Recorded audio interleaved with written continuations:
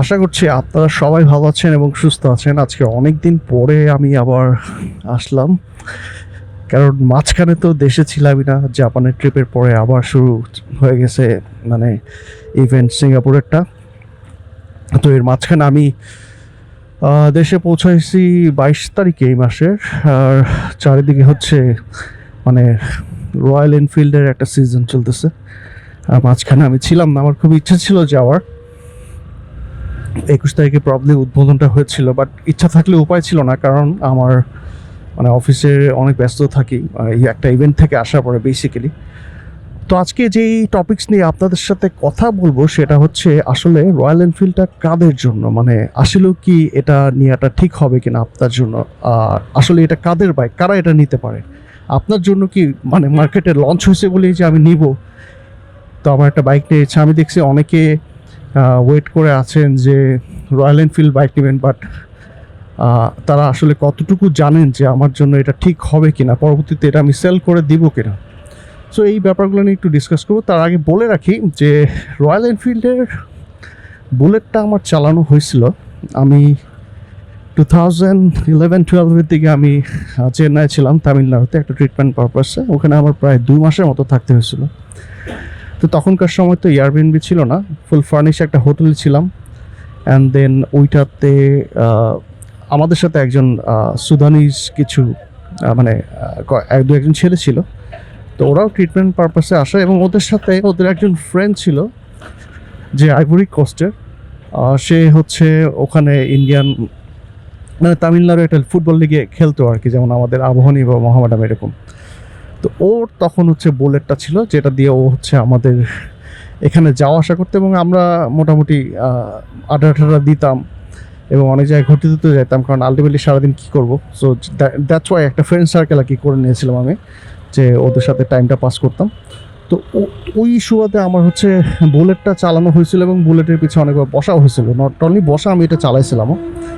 তো আমার ওই এক্সপিরিয়েন্সটা একটু আপনাদের সাথে শেয়ার করবো। আমার এখনও মনে আছে, কারণ এরকম একটা লিজেন্ডারি বাইকের পিছনের যে এক্সপিরিয়েন্সটা, বসার এক্সপিরিয়েন্সটা বা চালানোর এক্সপিরিয়েন্সটা, এটা কিন্তু সবারই মনে রাখার মতোই একটা জিনিস। মানে ফর ইনস্টেন্স আপনি যদি ধরেন অ্যাজ ইউজুয়াল যে 150 স্পোর্টস সেগমেন্টের যে বাইকগুলো, সেগুলো চালালে কিন্তু আপনার অনেকদিন পরে এক্সপিরিয়েন্সটা মনে থাকবে না। বাট আমি যেহেতু শেয়ার করছিলাম আপনার সাথে, যেমন আমার রোড মাস্টারটা ছিল, মানে আমি ওইটার এক্সপিরিয়েন্সটা আমি কখনোই ভুলবো না, সবসময় আমার ওইটার এক্সপিরিয়েন্সটা মনে থাকবে। এরকম আমার রয়্যাল এনফিল্ডের এক্সপিরিয়েন্সটা আমার যতটুকু খেয়াল আছে অতটুকুই আপনাদের সাথে শেয়ার করবো। আর ওই সময় তো আসলে এবিএসটা ছিল না, আর এখন তো এবিএস ভ্যারিয়েন্ট চলে আসছে বাংলাদেশে, যেগুলো লঞ্চ হয়েছে মোটামুটি 4টা বাইক।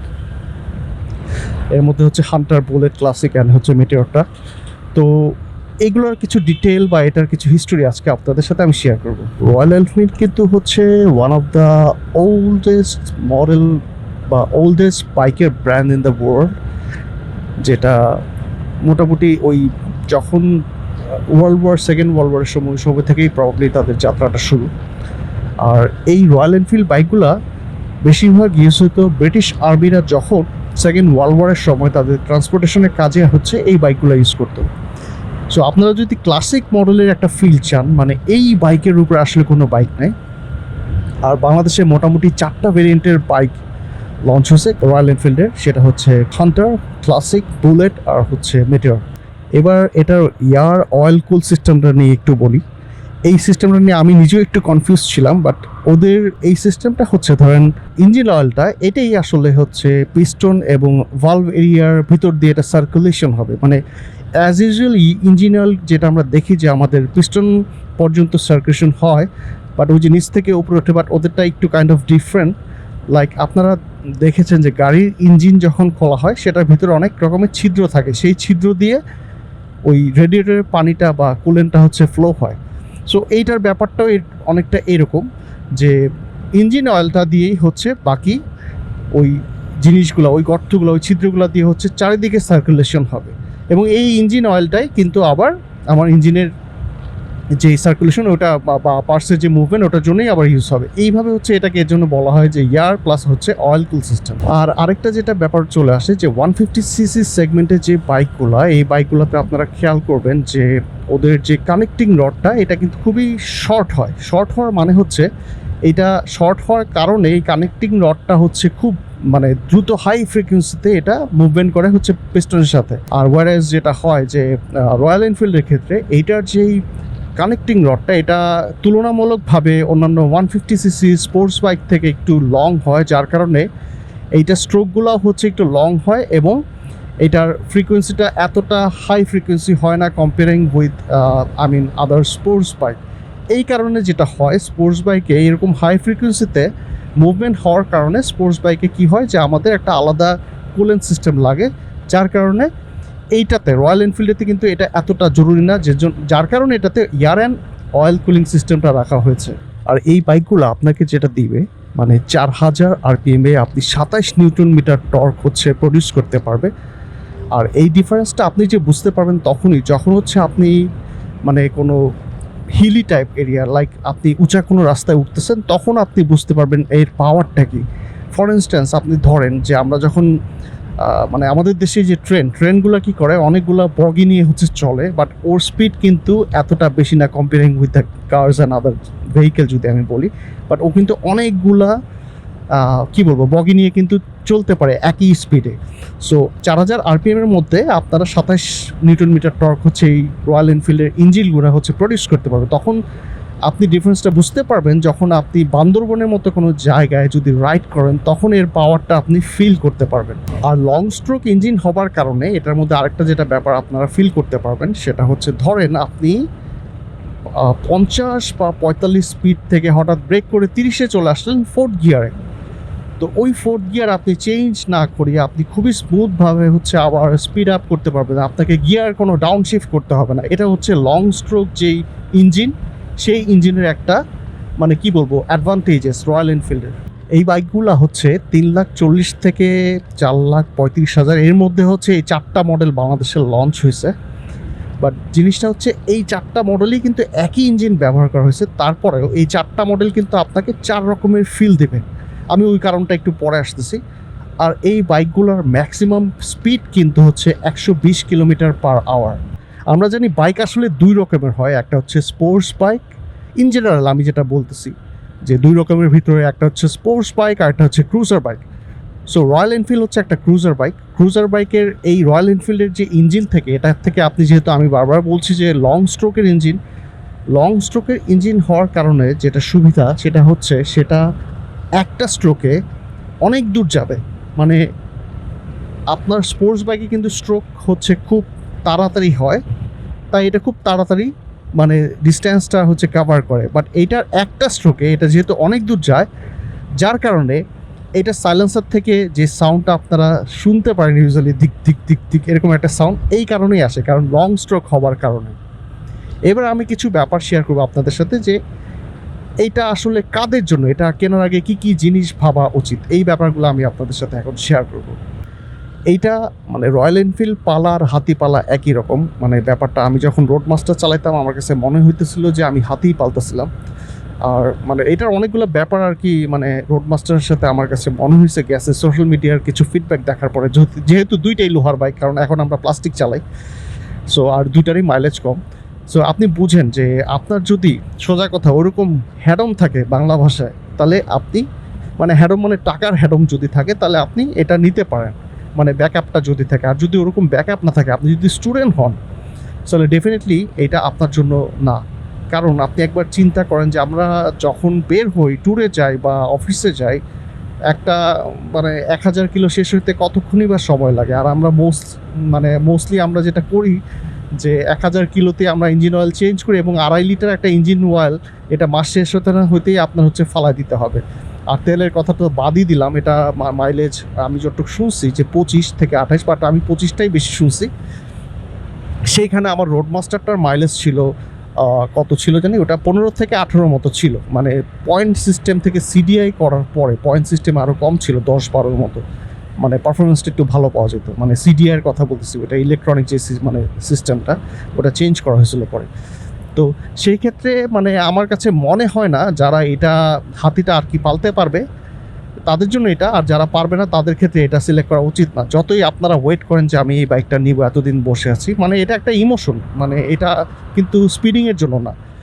আর আরেকটা যেটা ব্যাপার আপনাদের সাথে শেয়ার করতে চাই, এটা কিন্তু আপনার ওই জ্যামে, বাংলাদেশে যেহেতু প্রচুর মানে কি বলবো, বাংলাদেশে অনেক জ্যাম, মানে এই জ্যামের মধ্যে আমরা সবাই যেটা ইউজ টু যে এই চিপা ওই চিপাতে বাইর হয়েছে ধূপধাপ করে, মানে বা বাউলি টাউলি দিয়ে অনেকেই করেন যারা ছাপড়ি আছেন, বাট এইগুলো তো পসিবলই না ওইটা দিয়ে। মানে এমন একটা লোহার জিনিস নিয়ে ঘন্টার পর ঘন্টা আপনি বসে থাকবেন, আপনি একবার চালাই দেখেন, আমি তো রোডমাস্টার চালাইছি, ওইটাও 190 কেজির মতো ছিল।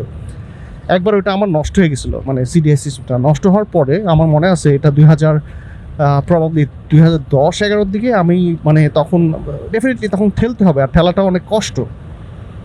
তখন একবার রিক্সায় উঠাতে গেছিলাম, আমার 4 জন লোক লাগছিল রিক্সায় ওঠানোর জন্য। মানে ওয়েটটা এমনভাবে ডিস্ট্রিবিউট করা যে এটা আসলে দুজনে 190 কেজি তোলা পসিবল হইলেও আমি এটা তুলতে পারি না, 4 জন লাগছিল রিক্সায় তুলতে। তো এটা একবার চিন্তা করেন, এরকম একটা হেভি বাইক, ওগুলো কিন্তু আমি যতটুকু জানি হান্টারটার ওয়েটটা কম, বাকি সবগুলা কম বলতে তাও ওই 175 ওর ভিতরেই, বাকিগুলো ওই 190 থেকে 95 ভিতরে বাকি 3টা মডেল। তো এরকম একটা ওয়েট বাইক নিয়ে আপনি জ্যামের মধ্যে কিভাবে কল্পনা করেন, ইন ইউর ড্রিম এটা আসলে, মানে জ্যামের মধ্যে মানে কাটায় টাটায় যাবেন, প্লাস হচ্ছে বসে থাকতে হবে, এমন একটা ওয়েট ক্যারি করে দাঁড়ায় থাকতে হবে 2 পানামা, মানে এটা তো কল্পনার বাইরে। সো যারা রেগুলার ইউজ করবেন তাদের জন্য আসলে এটা না। রয়্যাল এনফিল্ডে যেমন আওয়াজ, মানে ওই আওয়াজটা শুনেই তো হচ্ছে কেমন একটা জানি লাগে, আমাদের একটা বেইজ চলে আসে, তেমন হচ্ছে রয়্যাল এনফিল্ডে আপনার কি বলবো, ওই যে মানে ভাইব্রেশন অনেক বেশি আসে। মানে একটা ওল্ড শেপের ইঞ্জিন, মানে এই ইঞ্জিন থেকে আসলে ভাইব্রেশন বেশি আসাটা স্বাভাবিক। এতগুলা মানে ক্লান্ত আসলে বাইকের ইঞ্জিনে গাড়ির মতো থাকে না, এত বড় একটা ইঞ্জিন নিয়ে যাচ্ছেন, ওই ভাইব্রেশনটা একটু চলে আসবে। বাট রয়্যাল এনফিল্ডের সবচেয়ে রিল্যাক্সিং যে বাইক দুইটার মডেল, সেটা হচ্ছে আপনার ক্লাসিক অ্যান্ড বুলেটটা। এই দুইটা কিন্তু হচ্ছে মানে মোস্ট রিল্যাক্স আপনি রাইড করতে পারবেন এই দুইটা দিয়ে। আর এই দুইটার মানে লুকস অ্যান্ড আদার থিংস মানে মোটামুটি সবই সেম, যার কারণে আপনারা খেয়াল করবেন এই দুইটার দামের ডিফারেন্স কিন্তু মাত্র 5,000 টাকা।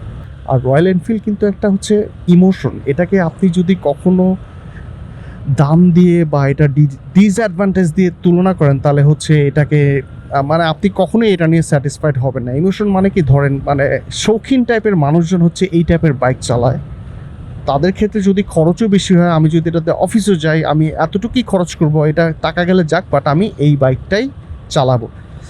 ধরেন এই বাইকটা নিয়ে আমি এই বাইকের সাথে মানে ক্রুজার টাইপ বাইকের জন্য আপনার যে হেলমেটটা হচ্ছে দরকার, সেই হেলমেটটা আপনি এটার সাথে সেট করে পড়লেন, সেই রকমের জ্যাকেট, সেই রকমের জুতা, মানে টোটালি একটা আন্ডারটেকারের মতো ফিল, মানে রেসলিংয়ের কথা বলতেছি। সো ওই সময় তো আন্ডারটেকার আসতো হার্লি ডেভিডসন নিয়ে মানে স্টেজের মধ্যে। সো ওরকম একটা ব্যাপার আসলে রয়্যাল এনফিল্ডের সাথে যায়, এবং ওই রকম একটা গ্রুপের সাথে আপনি বের হয়ে চলে যাবেন। লাইক রয়্যাল এনফিল্ডের একটা গ্রুপ থাকবে, সেই গ্রুপ নিয়ে হচ্ছে বান্দরবন ট্যুর দিবেন, বিভিন্ন জায়গায় ট্যুর দিবেন, এরকম একটা ব্যাপার। মানে এটা ইমোশন, এটা নট ফর হচ্ছে মানে অন্য ব্যাপার। এবার আমি আসি হচ্ছে মেটেওরটার কথায়। মেটেওরটা হচ্ছে আপনাকে সবথেকে বেস্ট এক্সপিরিয়েন্স দেবে, যেটা চালানো মাত্রই আপনি বুঝতে পারবেন যে বাকি 3টার সাথে এটার ডিফারেন্সটা কী।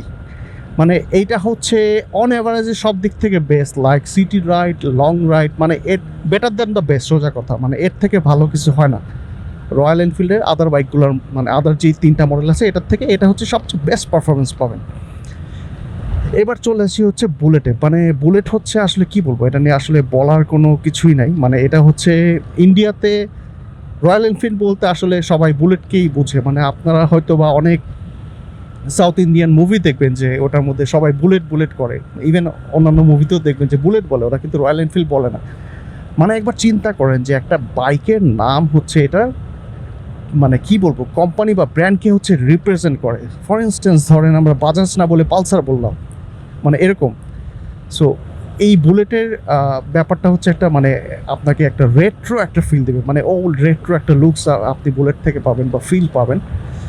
আর তারপর লাস্টলি আমি যেই ব্যাপারটা আপনাদের সাথে সর্বশেষ যে ব্যাপারটা শেয়ার করতে চাই, যে রয়্যাল এনফিল্ডে এই প্রত্যেকটা বাইকে কেন হচ্ছে ডিফারেন্ট ফিল আসে, এটার কারণ হচ্ছে এই 4টা বাইকে 4 রকমের থ্রোটল বডি ডিজাইন করা হয়েছে। এটার ভিতরে একটা চিপ থাকে, যেই চিপের ভিতরে আপনার প্রোগ্রাম করা থাকে এটাই যে আমার তেল এবং বাতাসের যে মিশ্রণটা, মানে আমার কম্প্রেশন যে রেশিওটা, এইটা ডিফারেন্ট টোটালি। এই 4টা বাইকের ডিফারেন্ট, যার কারণে এই 4টা বাইক যখন আপনি চালাবেন 4 রকমের ফিল পাবেন, একটার সাথে একটা কখনোই ম্যাচ করবে না। ফর ইনস্টেন্স ধরেন আপনি হান্টারের থ্রোটল বডি নিয়ে যদি আপনি ক্লাসিকে লাগান তখন কিন্তু বাইক স্টার্টই করতে পারবেন না। মানে 4টার কম্প্রেশন রেশিও পুরাই আলাদা, যার কারণে টান আলাদা, পারফরমেন্স আলাদা, এক্সপিরিয়েন্স আলাদা। মানে তেলের তারতম্য হইলে বা বাতাসের সাথে তেলের মিশ্রণ মানে এদিক ওদিক হলে তো একটু পারফরমেন্স চেঞ্জ পাবেন, এটি আর কি। আর মোটামুটি এই কারণে সাউন্ডও কিন্তু চেঞ্জ হয়ে থাকে। তো যাই হোক, এই কয়েকটা ব্যাপার আপনাদের সাথে শেয়ার করলাম রয়্যাল এনফিল্ড নিয়ে, যতটুকু আমি জানি, যতটুকু আমার এক্সপিরিয়েন্স থেকে আমি জানছি। চালানো হয়েছিল সেই অনেক আগে, প্রায় 12-13 বছর আগে। সো এই ইমোশনের ব্যাপারের যে জিনিসগুলো এটা আসলে মনে থাকে, যার কারণে আপনাদের সাথে শেয়ার করলাম। আর আশা করি আজকের ভিডিওটা আপনাদের জন্য একটা ইনসাইটফুল ভিডিও হবে এবং এটার থেকে আপনারা ডিসিশন নিতে পারবেন যে ওয়েদার রয়্যাল এনফিল্ড কি আপনার জন্য কেনা উচিত নাকি উচিত না। আশা করছি আমার ভিডিওগুলো আপনাদের ভালো লাগছে। Thank you so much for watching my videos.